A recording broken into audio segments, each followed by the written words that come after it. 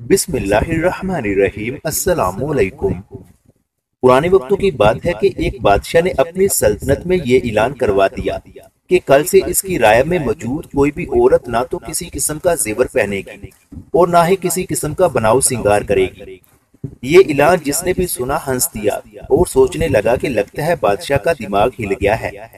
औरत हो और जेवर न पहने या बनाव सिंगार न करे, ये कैसे हो सकता है।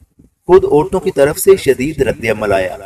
जो औरतें पहले जेवरात और बनाव सिंगार किया करती थी उन्होंने पहले से ज्यादा, और जो औरतें पहले बनाव सिंगार नहीं किया करती थी और ना ही जेवरात पहनती थी उन्होंने भी ये सब कुछ करना शुरू कर दिया।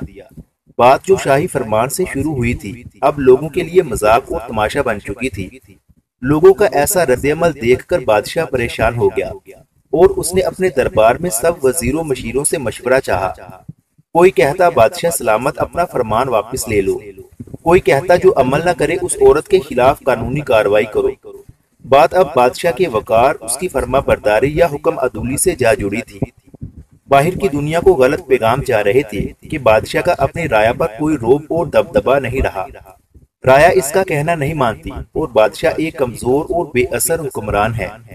जब वजीरों के मशवरे पर बादशाह का दिल राजी ना हुआ तो उसने अपनी सल्तनत में मौजूद एक दाना आदमी को बुलावा भेजा। उस दाना आदमी के आते ही बादशाह ने उसे परेशान होकर बताया कि मेरा हुक्म मेरे गले पड़ गया है, वापिस लेता हूँ तो इज्जत जाती है, ताकत के बलबूते पर कुछ करवाता हूँ तो अवाम बागी होती है।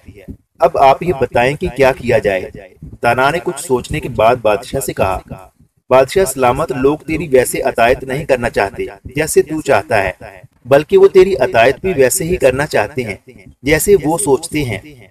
बादशाह ने कुछ ना समझते हुए पूछा, तो फिर मैं अब क्या करूं? क्या अपना हुक्म वापस ले लूं? दाना ने कहा, नहीं, इसकी जरूरत नहीं।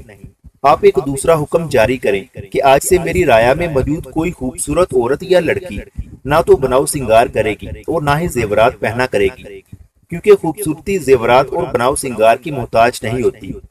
ताहम वो सारी लड़कियां या औरतें जो ज्यादा उम्र की हैं या खूबसूरत नहीं या उनकी शक्ल बुरी है, ये हुक्म उनके लिए नहीं है।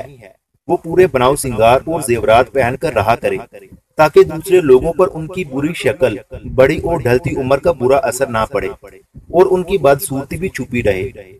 इस बार इसका हुक्म खूब असर हुआ और चंद ही दिनों में सब औरतों ने अपने जेवरात और बनाव सिंगार उतार फेंके, क्योंकि हर औरत अपने आप को हसीनो जमील और मुनासिब उम्र की समझती थी और हर एक की यही सोच थी कि उसका हुस्नो जमाल किसी जेवर और बनाव सिंगार का मुहताज नहीं।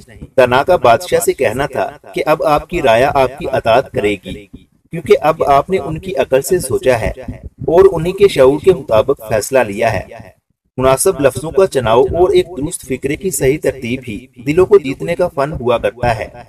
मजीद इस तरह की दिलचस्प कहानियों के लिए हमारे YouTube चैनल इल्मी रूम को सब्सक्राइब लाजमी करें। मिलते हैं अगली वीडियो में।